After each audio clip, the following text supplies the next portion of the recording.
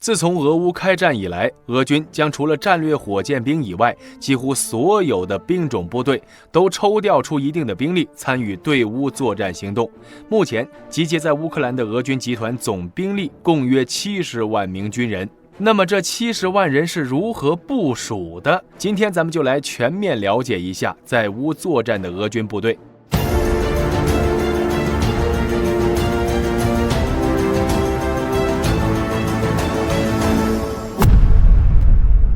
目前，俄罗斯把在乌克兰作战的所有兵力统一编为驻乌克兰特别行动区联合军队集团，原联合集团首任总指挥为俄空天军总司令苏罗维金大将。2023年1月，俄武装力量总参谋长兼国防部第一副部长格拉西莫夫大将接替苏罗维金，成为联合集团第2任总指挥。到了今年7月，俄军总指挥又换成现任空降军司令米哈伊尔·特普林斯基上将接任。他是乌克兰族，1969年出生在乌克兰顿涅茨克的莫斯皮诺。在苏联解体后，他选择加入俄罗斯籍，在俄军服役，并在俄军空降部队中一路从排长、连长、营长、团长到师参谋长。在此期间，他参加了俄罗斯历次对外冲突，包括1992年至1993年的德涅斯特河左岸冲突，1994年和1999年2次车臣战争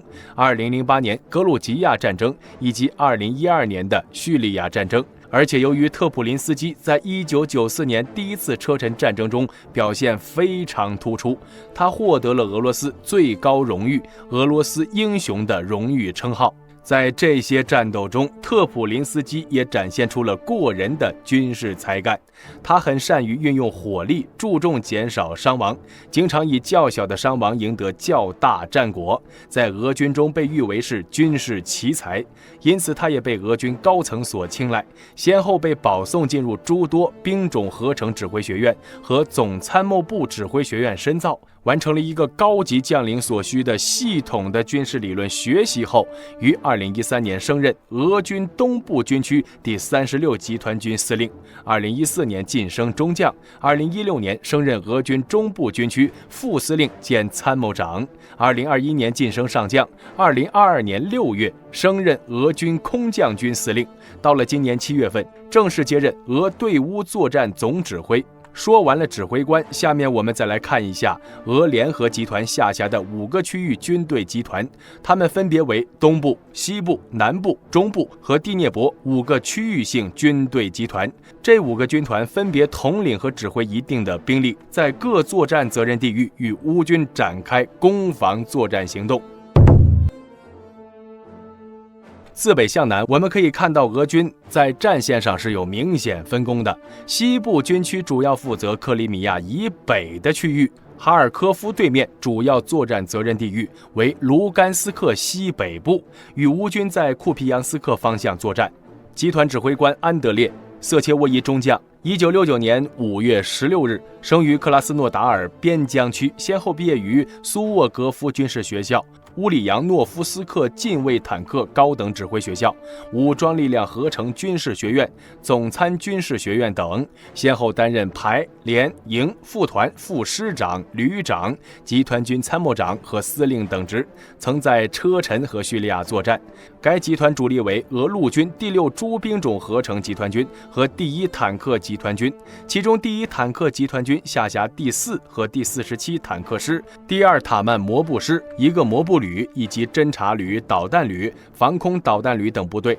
总兵力约3万人，装备400辆坦克。近卫第1坦克军下辖有装备伊斯坎德尔战术弹道导弹的第112近卫诺沃罗斯伊斯科导弹旅，装备山毛榉 M2 野战防空导弹的第49空导弹旅，以及第96战斗工兵团、第20独立防化旅、第69独立后勤营、第60指挥旅等数支作战单位，具备远程导弹攻击、地面装甲突击、防空化等综合作战能力。而像这样的精锐力量，在西部军区还有一个，也就是下面提到的第6合成集团军。该集团军下辖2个摩步旅以及炮兵旅、导弹旅、防空导弹旅等部队，总兵力约 1.9 万人。而中部集团军则更多的负责克里米纳、苏勒达尔地区。该集团又称为勇敢集团或欧集团，主要作战责任地域为卢甘斯克中部，其在5大集团军作战地域最为狭窄，北与西部集团，南与南部集团辖区相连。集团指挥官是安德烈·莫尔德维乔夫中将，他在今年2月16日接替亚历山大·拉平上将，任俄中部军区司令，兼任中部集团指挥官。卡德罗夫将其称之为最好的战线指挥官。他先后毕业于新西伯利高等合成指挥学校、武装力量合成军事学院、总参谋部军事学院等院校，担任过旅长、第68步兵军军长、第41集团军参谋长、第8集团军司令、南部军区副司令等职。在俄乌开战后，他负责第8集团军，参加了马里乌波尔战役，并在这场战斗中负伤，这也导致其一度被传言阵亡。该集团主力为隶属于俄中部军区的陆军第2和第41诸兵种合成集团军，其中第2合成集团军下辖3个摩步旅以及导弹旅、防空导弹旅、炮兵旅等部队，总兵力约 1.6万人。有趣的是，一些乌方媒体提出一个观点，他们认为俄军最强的部队是中部军区，而并非功勋卓著的西部军区。大家在看完两者的军力配置后，是不是觉得乌方认为俄中部军区最强这个看法有点调侃？毕竟相较于其他军区，俄西部军区拥有最精良的装备，在历史上也拥有最多的功勋和荣誉。不过乌方这次还真没冤枉他们。去年9月乌军发动的哈尔科夫大反攻，当时负责伊久姆和库普扬斯克一带防御的主要就是西部军区。无论俄军从大局上是如何部署的，在乌军眼里，那西部军区就是还没怎么打就跑得没影了。好了，咱们继续回归俄军集团介绍。按顺序，下一个轮到南部集团。该集团主要作战责任地域为卢甘斯克南部、顿涅茨克北部和中部，北与中部集团，南与东部集团辖区相连。在顿涅茨克、索列达尔、阿尔乔莫夫斯克、阿夫杰耶夫卡和马林卡等方向与乌军作战。集团指挥官原本是俄罗斯空天军总司令谢尔盖·苏罗维金大将，但在今年6月24日瓦格纳事件后，他就再未露面。目前南部集团指挥官具体是谁仍不得而知。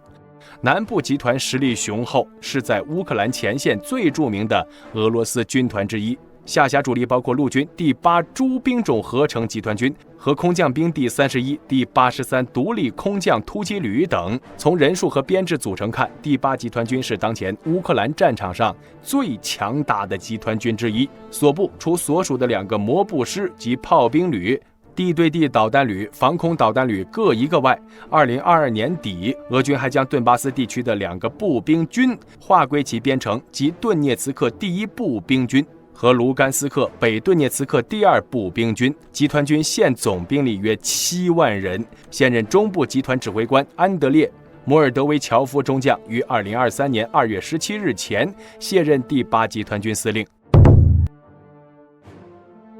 东部集团主要作战责任地域为顿涅茨克中部和南部至扎波罗热州西部一线，主要在南顿涅茨克方向、弗列米耶夫卡突出部和乌格列达尔地区以及扎波罗热前线与乌军作战。集团指挥官鲁斯塔姆·穆拉多夫上将，1973年生于达吉斯坦共和国，担任过从摩步排长到军区司令几乎各个层级的指挥职务。其中2018年12月任南部军区副司令，2022年8月起任东部军区司令。集团主力由东部军区、南部军区的兵力组成，麾下包括东部军区陆军第5、第36诸兵种合成集团军、海军太平洋舰队第155、第40海军陆战旅以及南部军区第58诸兵种合成集团军等等。其中第5合成集团军隶属于东部军区，常驻俄罗斯滨海边疆区，下辖1个摩步师、2个摩步旅，总兵力约 2.5万人。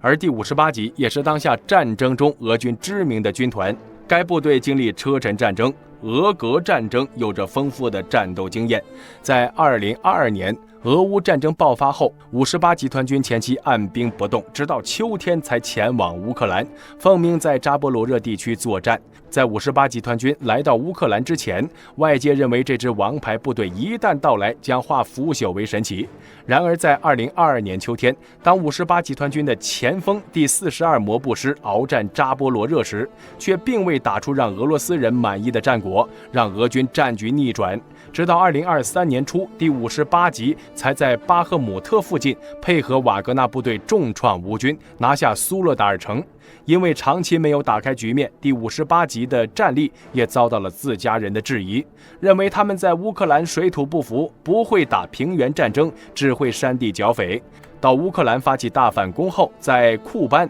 罗伯季涅战线，第58集才总算找回点面子。这里是乌军投入了大部分精锐的主战场，但作为本轮乌军南线大反攻中最重要的一路，库班方向的乌军集结在反攻前期，并没有打出很亮眼的战绩。在6月初，该集群的攻势展开后，因本路集中了乌军最多的西式主战装备而被寄予厚望。当时讨论的都是乌军如何兵临托克马克，进而再直插梅利托波尔。然而事与愿违的是，这路乌军始终被俄军前沿阵地的地雷阵困扰，倒是一些西方坦克遭受损失。驻守在这里的俄军是58集团军的42近卫摩步师，他们凭借着自身的火力优势，成功阻挡了乌军整整2个月。遭遇挫折的乌军不得不暂停猛攻，再度休整储备。但这轮损失也不能说毫无所得，毕竟已经在罗村东宁地站住了脚跟，确实逼近了俄军真正的前沿防御要点。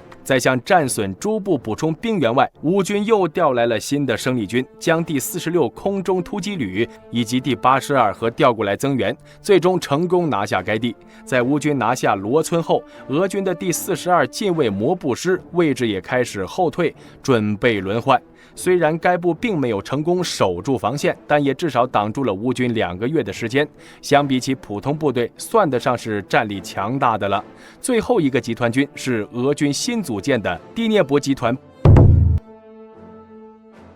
第聂伯集团部署于赫尔松前线方向，主要作战责任地域为扎波罗热州西部和整个俄控赫尔松州，东与东部集团责任区相连。集团指挥官奥列格·马卡列维奇上将，1962年出生，从军经历丰富，在陆军、海军、院校、战区总部均担任过多种多级指挥和治理职务。关于此人最有名的事件，则是其指示205旅工兵营炸毁辛卡霍夫卡水坝，乌克兰官方也将其认定为此事件的头号战犯。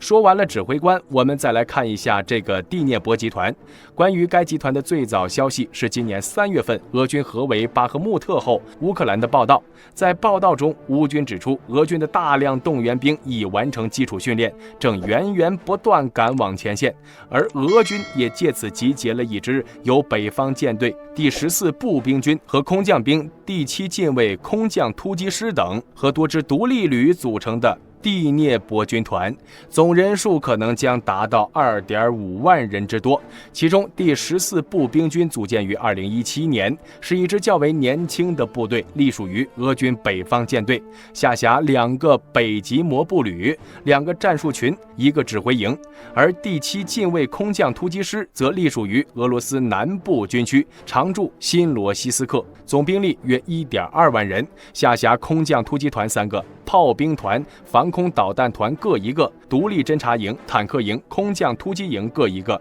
以及导弹、炮兵、无人机分队。当然，由于战场态势变化和作战任务需要，各集团下辖兵力并非一成不变，而是经常发生一些变化，特别是空降兵、海军陆战队、总参情报总局所属、独立特种任务旅等特种兵部队都需要频繁在前线不同地区进行重新部署。例如，空降兵第106近卫空降师作战配属于西部军区，但在俄军战报中经常出现在南部集团中，而北方舰队第14步兵军所属的第200摩托化步兵旅参加了俄乌战争，行动之初隶属于西部集团，而现在出现于南部集团之中，在巴赫穆特地区作战。但这种救火的用法也让俄军的特种部队损失很大。究其主要原因，还是俄罗斯陆军普通部队战斗力远不如特种作战旅精锐。因此，从基辅战役开始，俄军就开始大量以特种兵旅打头阵，从突袭安东诺夫机场，穿插基辅城区，一直到参加巴赫穆特包围战役中，都有这种特种部队的身影，这也导致其损失惨重。为了补上这些损失，俄罗斯只能从自家后方调遣部队。例如，在今年9月份，俄罗斯就大幅缩减了其西部边境的军事力量，将80%的部队调动到乌克兰战场。这一举措引起了北约关注，他们认为俄罗斯已经将大部分驻扎在边境地区的军队抽调至乌克兰，或者部署在乌克兰周边。此时也意味着俄罗斯已经深陷战争泥潭，不得不选择暂时放弃周边影响力去对付乌克兰。但这样一来也导致俄罗斯的边境有些不稳。前几天纳卡地区的一日战争就是对此事的最好写照。阿塞拜疆军队趁着俄罗斯无暇顾及纳卡地区的时候，用不到48小时的时间成功占领了纳卡地区，而俄罗斯在事后也无力追究。另外值得注意的是，俄军驻扎在格鲁吉亚境内的南奥塞梯共和国和阿布哈兹共和国的军队数量也正在减少，经验丰富的军队被调往俄乌前线，而代之以缺乏经验的年轻军人以及边防人员。这也意味着格鲁吉亚很有可能也会趁机来个一日战争，迅速收复南奥塞梯和阿布哈兹。好了，本期视频到这里就结束了。喜欢本频道的朋友，请点击下方订阅按钮。我是大兵，我们下期再见。